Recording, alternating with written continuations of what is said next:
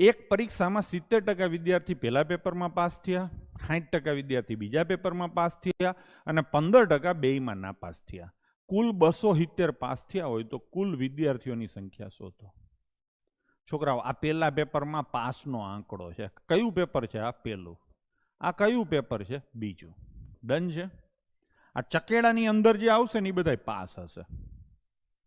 તો હું તમને એમ કહું, ચકેડાની બહાર હોય શું આવે? એ નાપાસ હોય. હા ને? અહીંયા જે લખું ને આંકડો, જો અહીંયા કોક આવશે, અહીંયા કોક આવશે, અહીંયા કોક આવશે ને અહીંયા કોક આવશે. બે ચકેડાની બહાર આવે ને બેયમાં નાપાસ હોય. બેયમાં નાપાસ કેટલા કીધા છે? 15%. એક વસ્તુ ખાસ ધ્યાનમાં રાખજો કે જ્યારે પણ આ પ્રકારની વેન ડાયાગ્રામ કરો ને ત્યારે બંનેમાં પાસ કે બંનેમાં ફેલ હોય ને એવા આંકડાથી જ ભરવાની શરૂઆત કરવી. સીધા તમે અહીંથી ચાલુ કરશો ને તો ધંધે લાગશો. એટલે ક્લિયર થઈ ગયું? હવે એણે એવું કીધું છે કે પહેલા પેપરમાં કેટલા ટકા પાસ થયા? 70%. બીજા પેપરમાં કેટલા ટકા પાસ થયા? 60%. ટોટલ તો 100% હોય ને, કે 100 થી વધારે જ થાય નહીં. 100% હોય એમાં 15% તો અહીંયા જતા રહ્યા. તો આ 3 ટપકા મેં લખ્યા ને, ત્રણેયનો સરવાળો 85 થાય. પાસ વિદ્યાર્થીઓ એક વિષય કે બે વિષય બધું ગણો ને એટલે 85 વિદ્યાર્થી 85% પાસ થયા હશે. 15% બેયમાં ફેલ છે. તો આ ત્રણેયનો સરવાળો 85 થવો જોઈએ, પણ થાય છે સરવાળો કેટલો? 130. આવું શું કામ થયું?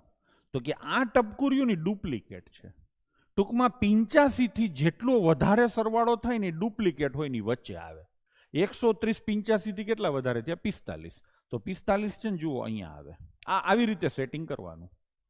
જેટલો સરવાળો વધારે થાય ને એ ડુપ્લિકેટ હોય ની વચ્ચે લખવાનો.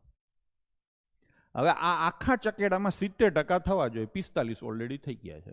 તો અહીંયા કેટલા આવે? 25. એટલે થઈ ગયા 70. આ બધા ટકા જ છે હો. અને એ જ રીતે અહીંયા 60 કરવા હોય તો આ કેટલા ટકા આવે? 15%. હવે તમારે ચેક કરવું હોય તો કરો. 45 ને 25 કેટલા થાય? 70. 70 ને 15 કેટલા થાય? 85 ને 15 100. બધો હિસાબ થઈ ગયો. ડન છે. શું પ્રશ્ન છે? કુલ 270 વિદ્યાર્થી પાસ થયા છે. હવે આમાં તમે પાસ કોને ગણશો? શું આ પાસ કહેવાય? ના, આ તો એક જ વિષયમાં પાસ છે. આને પાસ કહેવાય? ના, આ એક જ વિષયમાં પાસ છે. પાસ તો છે ને 45% જ કહેવાય. કેટલા કહેવાય? 45%. તો 45% બરાબર 270.